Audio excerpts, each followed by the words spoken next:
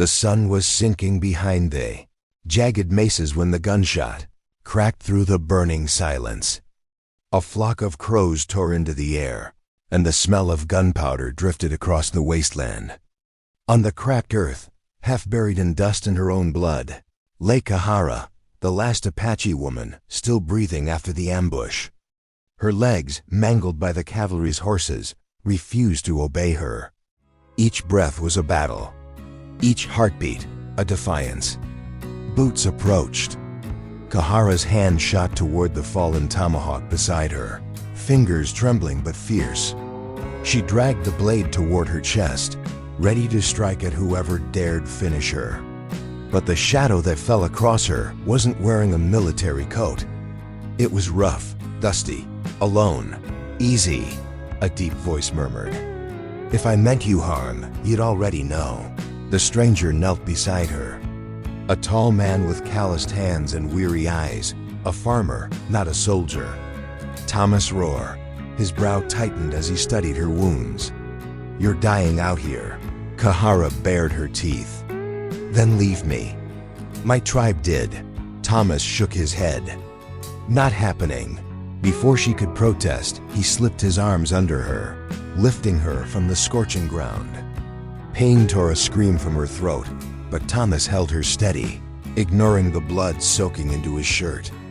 I carry wounded calves heavier than you, he muttered. You'll live. Kahara wanted to fight him, to claw her way free, but her strength was gone. The world blurred. The heat pressed like a hand over her mouth. As darkness swallowed her vision, she felt something she hadn't felt since the battle began. Safety. Or maybe just the idea of it. When she awoke, her cheek rested on clean cloth. A wooden ceiling loomed above. She tried to sit up, but her legs refused again, sending a flash of helpless rage through her chest. You're awake, Thomas said softly, appearing in the doorway with a basin of water. Good, I was starting to worry. She glared at him, her pride burning hotter than her wounds. Why bring me here? You owe me nothing. Thomas set the basin down. I don't help people because I owe them. I help them because someone has to. No one had spoken to her like that since the war. Outside, coyotes howled, a reminder of the world ready to devour the weak. Inside, for the first time in days, Kahara wasn't prey. The storm rolled across the plains 2 days after Thomas carried Kahara home. Thunder shook the wooden frame of the small farmhouse, but inside it was calm, too calm for Kahara's restless mind. She hated the bed, hated the way her legs felt like stones, hated the silence that reminded her of everything she had lost. Each time she tried to sit up, her body betrayed her, and the humiliation cut deeper than any blade. Thomas noticed. He watched quietly from the corner of the room as she dragged herself toward the edge of the mattress, refusing to ask for help. Sweat beaded on her forehead, her arms trembling with effort. When she slipped and crashed onto the floorboards, she didn't cry out. Apache warriors didn't cry out. But the pain in her face was unmistakable. Without a word, Thomas bent down to help her up. Don't touch me, she growled through clenched teeth. Then stop falling, he replied calmly. Kahara wanted to strike him, not out of anger, but out of shame. Yet he didn't look at her with pity, only with a stubbornness that rivaled her own. He lifted her and placed her back on the bed as if she weighed nothing.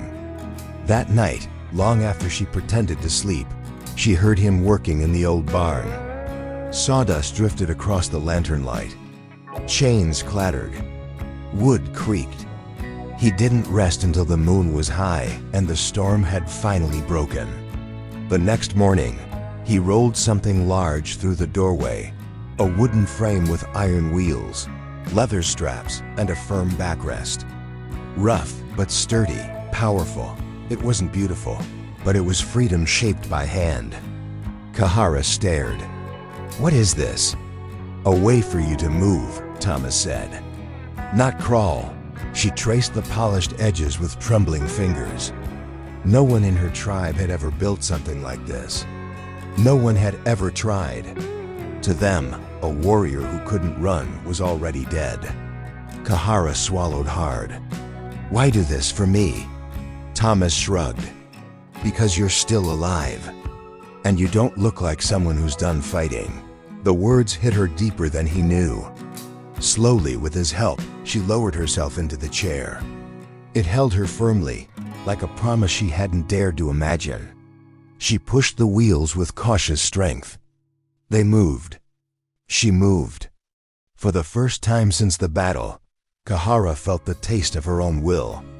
"Thank you," she whispered, so quietly she hoped he wouldn't hear. But he did, and he smiled.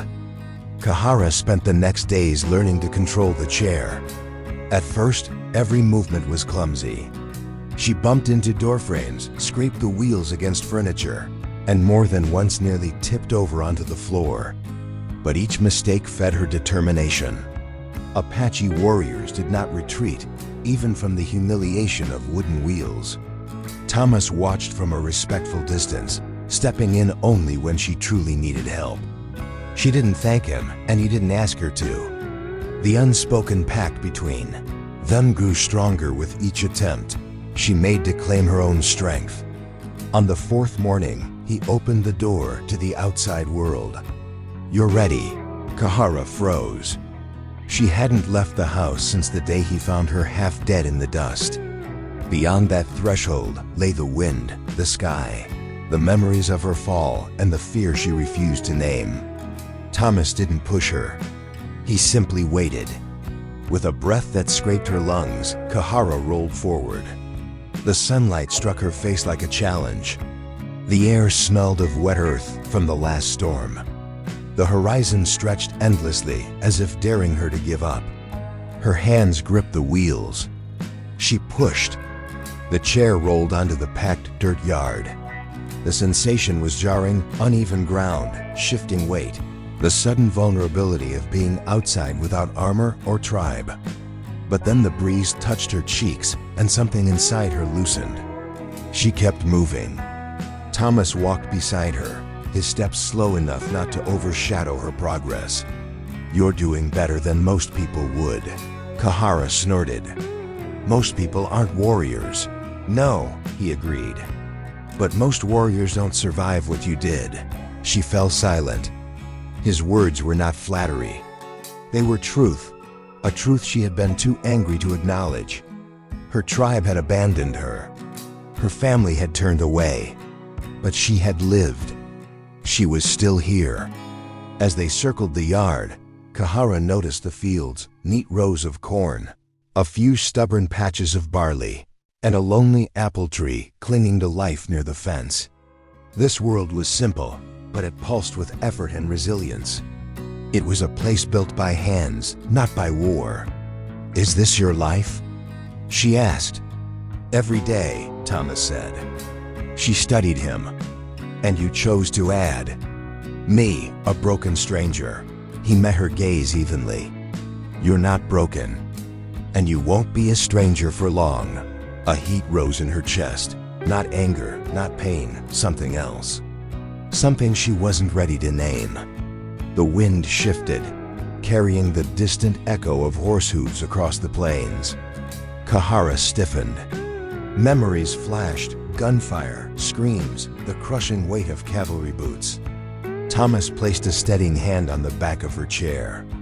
"You're safe here," he said quietly. For the first time she believed him. The wind carried dust across the plains like restless spirits, whispering memories Kahara wished she could silence. She pushed her chair along the packed dirt path behind the barn. Her hands already sore, but she welcomed the ache. Pain meant she was alive. Still fighting. Still Apache, even if the tribe no longer claimed her. Thomas walked a few steps behind, giving her the illusion of solitude yet, staying close enough to steady her if the wheels caught on a stone. She pretended not to notice, but some part of her was grateful. Not for the help she would never admit, but for the quiet companionship that softened the sharp edges of her thoughts. As she approached the distant rise overlooking the valley, her breath halted. Hoof prints, fresh ones. Thomas immediately stiffened. Cavalry? Kahara shook her head. No, Apache horses too. Maybe 3 riders. Her pulse hammered. The tribe. Her tribe. The same people who had turned away from her broken body and left her for dead. She could almost hear their voices. A warrior who cannot run is already among the dead. A burden. A shame. Thomas stepped beside her. Do they know you're alive? They didn't care, she said bitterly. That is not the same as not knowing. He crouched beside her, searching her expression. If they come here, you'll stay inside. Understood? Kahara gave him a hard stare. I do not hide. You're hurt. I am alive. Their gazes locked her defiance against his quiet stubbornness. The moment stretched taut until she finally looked away, fingers tightening on the wooden rims of her wheels. She turned the chair sharply and started back toward the farmhouse. The idea of her tribe returning, even briefly, unsettled her in ways she refused to name. Once, she'd been taller than fear, taller than any enemy. Now she felt the world watching her from above. Thomas followed, slower this time, sensing the storm inside her. When they reached the house, she stopped short of the door. Thomas, she said quietly, if they come, do not speak for me. Do not defend me. A warrior must stand alone. He crossed his arms. You're not alone. Her jaw tightened. I don't belong to your world. Or theirs. Maybe that's why you need a new one, he said softly. The words hit her like a blow, not painful, but dangerously close to comfort. She wheeled past him without answering, though her heart thudded unevenly. Inside, she stared out the window at the endless plains. The tracks were faint, but real, and the past was riding closer. The sun dipped low behind the mesas when the Faiti riders appeared, 3 silhouettes, cresting the ridge, their figures sharp against the blood-orange sky. Kahara saw them first. She froze, her hands tightening on the wheels until her knuckles turned white. Thomas followed her gaze. Apache? Yes. Do they know you? She swallowed, throat suddenly dry. The one on the left. My brother. Thomas stepped closer, instinctively protective. Kahara shot him a warning glare. Do not stand in front of me. He nodded and stepped back, though worry shadowed his face. The riders approached slowly, their horses snorting dust into the air. When they halted before the farmhouse, the leader, a tall man with a stern brow and braids, marked with red clay, stared down at Kahara, as though she were a ghost. Kahara, he said in Apache, voice stiff with disbelief. You live. I do, she answered coldly. Despite being abandoned, his jaw clenched. You could not walk. We had to choose the living. I was living, she growled. You left anyway. The second rider, a woman from her childhood, looked away in shame. The third, a younger warrior, spat into the dirt. She is crippled. She should remain with the white man. She shamas the tribe. Thomas took a step forward before he could stop himself. Watch your mouth. Kahara raised a hand, silencing him without looking back. You speak of shame? She said to the young warrior. I fought until my bones shattered. I faced cavalry alone. What did you do? Ride away? The warrior stiffened, but her brother lifted a hand to stop him. Kahara, her brother said, voice softer now, we mourned you. But you cannot return. The elders will not accept you. I did not ask to return, she said. A flicker of relief passed across his features, quickly masked. Then why are you here? Why with him? Kahara hesitated. The chair creaked beneath her. The wind tugged at her hair. And Thomas waited behind her like a silent mountain. At last she answered, because he did not leave me behind. Her brother's expression darkened with something between hurt and resentment. You are no longer one of us." She met his gaze without flinching. Then right away, for a long moment, no one moved. Then the riders turned their horses, dust swirling around their hooves. Not once did they look back. Kahara watched until the last silhouette vanished. Only then did her hands begin to shake. Not from fear, but from the weight of finally letting go. Thomas stepped beside her. "You didn't need me to defend you." "No," she whispered. "But thank you for wanting to." In the days after her tribe rode away, silence settled over the farmhouse like a heavy blanket. It wasn't the painful kind of silence she had known while bleeding out on the battlefield. This one was gentler, but it pressed on her all the same, forcing her to sit with the truth. She had spoken aloud for the first time. She no longer belonged anywhere.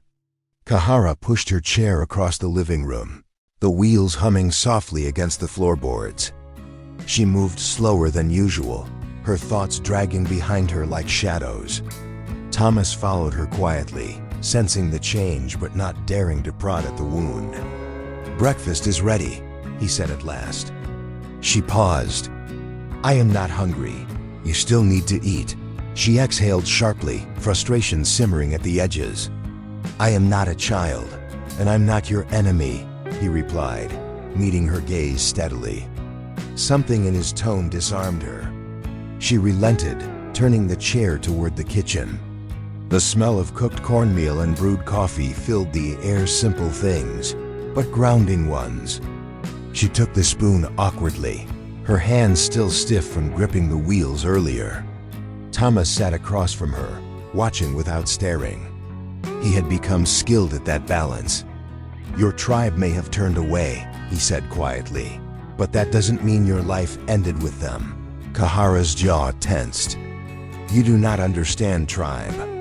You do not understand what it means to lose your place in the world." "Maybe not," he admitted. "But I know what it's like to lose people. All of them." Her eyes shifted to him, curiosity slipping past her guarded expression. She had never asked about his past, not because she didn't care, but because she wasn't ready to share her own in return. Thomas continued, voice low. "My wife died almost 5 years ago. Fever took her. After that, the house felt like it was full of ghosts." Kahara set the spoon down. "You live alone now." "I did," he corrected. "Now I don't." The words struck something inside her, something fragile and dangerous. She looked away toward the window, where sunlight cut bright stripes across the floor. Outside, the wind brushed gently against the grass. "Thomas," she said after a long pause, "you have done more for me than my own people." "I didn't do it to replace them," he said. "I did it because you deserved to be saved." A lump formed in her throat. She hated how easily his words struck her core. "You should not carry my burdens," she whispered. He shook his head. "You're not a burden, Kahara. And I'm not carrying you. You're carrying yourself. I'm just walking beside you." For the first time in days, she felt warmth rise behind her stern mask, subtle but real. Perhaps this silence was not suffocating after all. The next morning, Thomas took her outside before she could protest. The sky was clear, washed clean by last night's rain, and the air smelled of damp soil. Kahara gripped the wheels tightly as he guided her to the open space behind the barn. "What are we doing?" she demanded. "You're training." Her brows shot up. "Training? In this chair?" "Yes," he said with complete seriousness. "You were a warrior. You still are. So we're going to make sure you never feel helpless again." Kahara stared at him, torn between disbelief and reluctant admiration. Few men would dare challenge her. Fewer still with such calm conviction. He placed a set of wooden targets on the quest, a set of wooden targets. Fence and handed her a bundle wrapped in cloth. When she opened it, her breath hitched. Throwing knives, polished, balanced, deadly. "My wife didn't like weapons in the house," Thomas said. "But I figure you might." Kahara's fingers curled around the handle of the first blade. The weight felt familiar, almost comforting, like a piece of her old self returning. Thomas stepped back. "Show me." She narrowed her eyes, focusing on the target. The sun heated her skin. The breeze tugged at her hair. But she shut out everything except the point she aimed for. Her movements were slower than before, her balance different, but her instincts remained sharp. She threw. The knife sank into the wood with a satisfying thud. Thomas's eyebrows lifted. Damn! She ignored the flicker of pride warming her chest. Again, one after another, the knives flew. Some struck true, others missed, but each throw chipped away at the doubt she had carried since the battle. She wasn't who she used to be, but she wasn't broken. Sweat glistened on her forehead. Her arms trembled with exhaustion, but she refused to stop. "Enough," Thomas finally said, stepping forward. "Your muscles need rest. My spirit does not." "That's not what I said." He touched her arm gently. "You don't have to destroy yourself to prove you're strong." She looked at him, breathing hard. "I am not proving it to you. I know." The honesty of his answer stole the wind from her lungs. They stood in silence for a moment. Then Thomas gently removed the knife from her hand and set it aside. "You're rebuilding yourself," he said. "And I'm here for as long as you'll let me be." Kahara felt the world tilt, not in fear, but in something dangerously close to hope. And for the first time, she didn't push it away. The heat of midsummer settled over the plains like a heavy, shimmering veil. Even the wind had grown lazy, dragging itself across the fields with barely enough strength to rustle the corn. Kahara spent the morning practicing with the throwing knives again, refusing to let the stiffness in her shoulders slow her. Sweat slicked her brow. Her arms trembled from exertion. She threw again, harder this time, and the blade struck the wooden post dead center. Thomas clapped from behind her. "Perfect." She glared over her shoulder.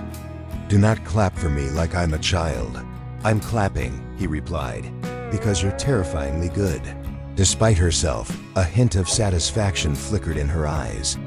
But just as she reached for another knife, something cold slid down her spine.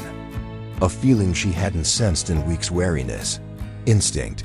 Apache instinct. Thomas noticed the shift immediately. "What is it?"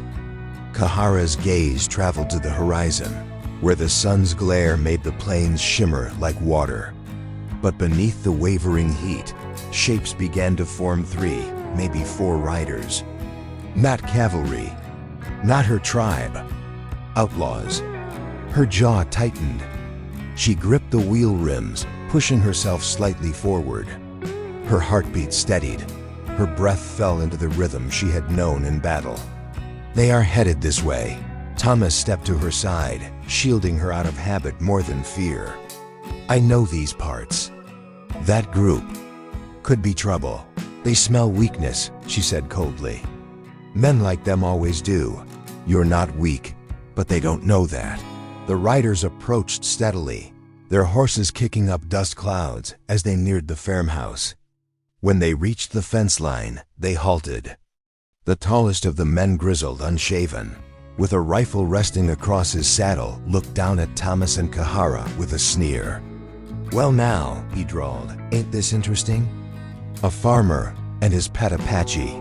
Kahara didn't flinch. "Say that again," she hissed. The man chuckled. "She talks too." Thomas stepped in front of her, his voice low and controlled. "State your business." "Business?" The outlaw grinned. "Our business is whatever we want it to be. That storm last week ruined half the supplies in our camp. We need food, water, maybe some entertainment." His eyes dragged over Kahara's body with a slow, vile hunger. She felt the heat of fury rise in her chest like a wildfire. Thomas's voice hardened. "Turn around, now." The outlaw raised a brow. "Or what, you'll fight us?" He smirked at Kahara. "Don't tell me she's your guard dog." Before Thomas could react, Kahara grabbed a knife from the pouch at her hip. Her arms snapped forward with blinding speed. The blade buried itself in the wood post beside the outlaw's boot, so close that the horse reared with a startled scream. The man's expression twisted. Shock first, then rage. "You'll regret that," he growled. Kahara's eyes burned like coals. "Come closer," she said, voice low and deadly, "and I'll aim for your throat." The outlaw at the front swung down from his saddle, boots hitting the dirt with a thud. Dust swirled around him as he strode toward Thomas and Kahara. His rifle hung low, ready. His expression promised trouble. Thomas moved instinctively, stepping between Kahara and the man. "I said turn around." The outlaw spat at his feet. "You think you scare me, farmer?" He tapped the stock of his rifle. "I've killed braver men than you." Kahara's fingers curled around another knife. "Then you'll have no trouble dying here." The man barked a laugh. "You? In that chair?" And that was the moment she snapped. "Do not mistake stillness for weakness," she said, her voice sharp as flint. "I survived cavalry. I survived abandonment. You are nothing." Thomas's jaw tightened. He could feel the danger rising, thick and hot, like the desert sun. Behind the leader, the other outlaws nudged their horses forward, ready to pounce. Kahara leaned forward in her chair. "Thomas," she said quietly, "move." He didn't. "No, I can fight."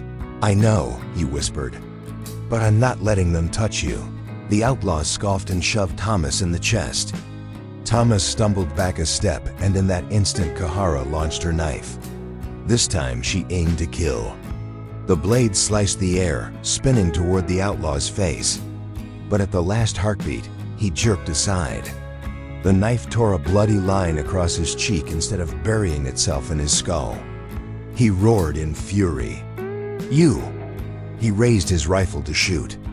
Thomas lunged, slamming into the outlaw and knocking the weapon aside just as it fired. The bullet tore into the dirt inches from Kahara's wheel. Chaos erupted. One of the mounted outlaws charged forward, reaching for Kahara.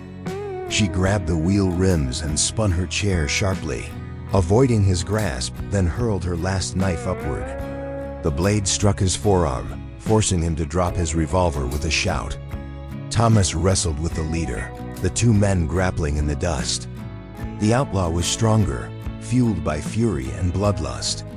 He punched Thomas hard in the ribs, sending him sprawling. Kahara's heart lurched. "Thomas." The leader raised his boot to stomp on Thomas's throat. Kahara wheeled forward with all her strength. The chair hit the outlaw's knee with a sickening crack.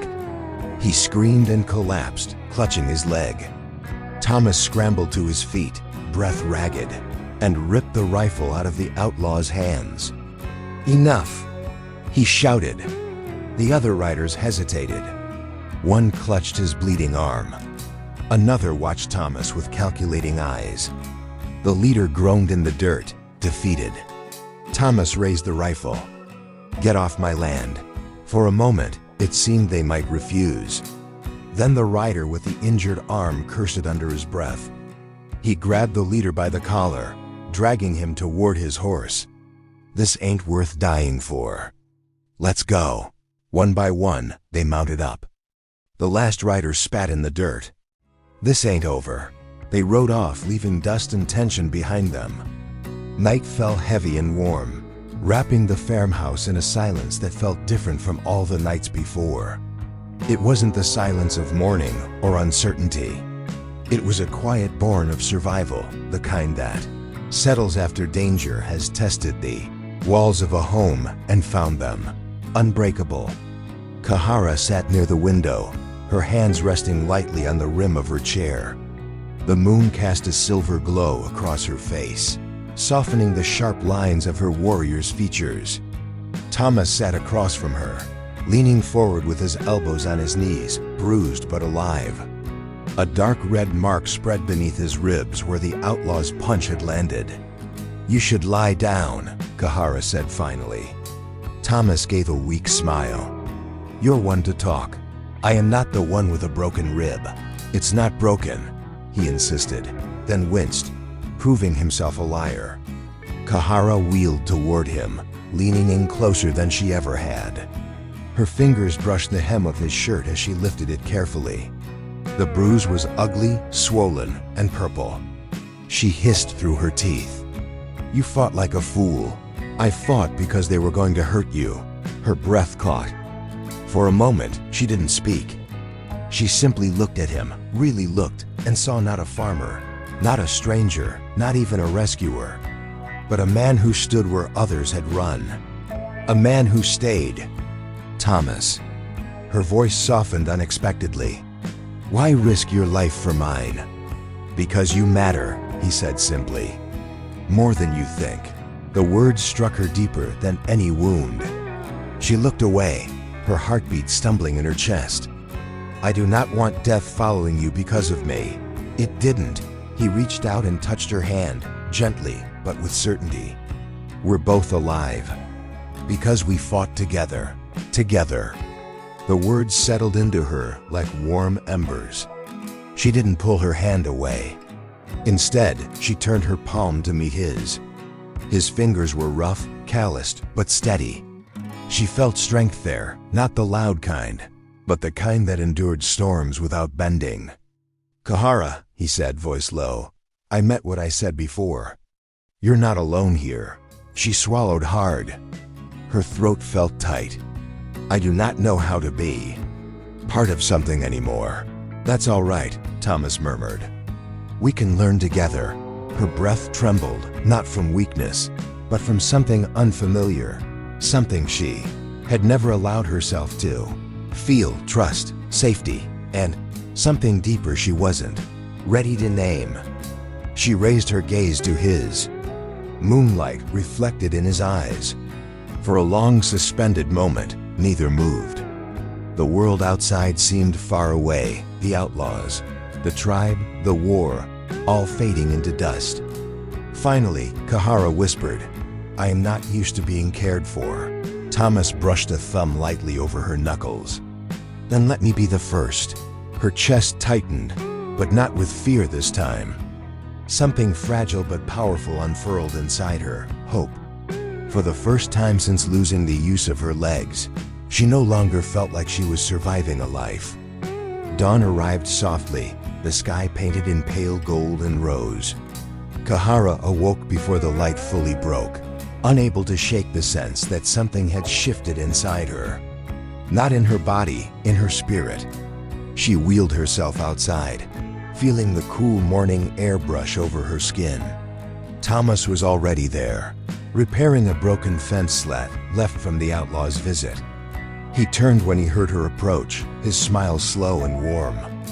Morning, morning, she echoed, the word unfamiliar on her tongue but strangely right. Thomas wiped his hands on his shirt and came closer. Sleep all right? Better than I expected, she admitted. My dreams were not full of war. Good, he said softly. Maybe they won't be anymore. Kahara looked out across the fields. The horizon stretched endlessly, but for once she didn't feel dwarfed by its immensity. She felt rooted, anchored by the soil, the sky, and the man standing beside her.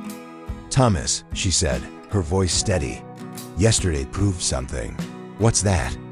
That I am still a warrior, she paused. But also that I do not want to fight alone anymore. He inhaled carefully, as though her words carried a weight he feared to disturb. You don't have to. I know, she met his eyes. Not if you wish to stand with me. Thomas stepped closer, close enough that the warmth of him reached her. Kahara, I've been standing with you since the moment I carried you out of that desert. Her breath hitched. She wasn't used to emotion being spoken so plainly. In her tribe, feelings were shown through action. And yet Thomas had shown them too, again and again. Still, hearing them aloud was something else entirely. He knelt in front of her, hands resting lightly over hers. I don't want you to feel like you're staying here because you have nowhere else to go. I want you to stay because this is your home. Because I'm your home. If you'll have me. Kahara felt her throat tighten, her heartbeat pounding against her ribs. She had been abandoned, dismissed, treated as dead. And now this man, this stubborn, steady, infuriating man, was offering her a place not out of pity, but out of love. She lifted his chin gently so he would meet her gaze. When my tribe left me, I thought I lost my future. Her voice softened. But perhaps it was waiting for me here. A slow, relieved smile spread across Thomas's face. Kahara, will you stay with me? Not as a guest, not as a burden, but as my partner, my equal. She felt her heart swell, fierce, bright, unbreakable. Yes, she said, I will stay. Thomas exhaled shakily, eyes bright with emotion. He leaned in, pressing his forehead to hers. The moment was quiet, intimate, powerful, a promise made not of words, but of breath and closeness. Kahara closed her eyes, letting the warmth of him seep into all the places life had left hollow.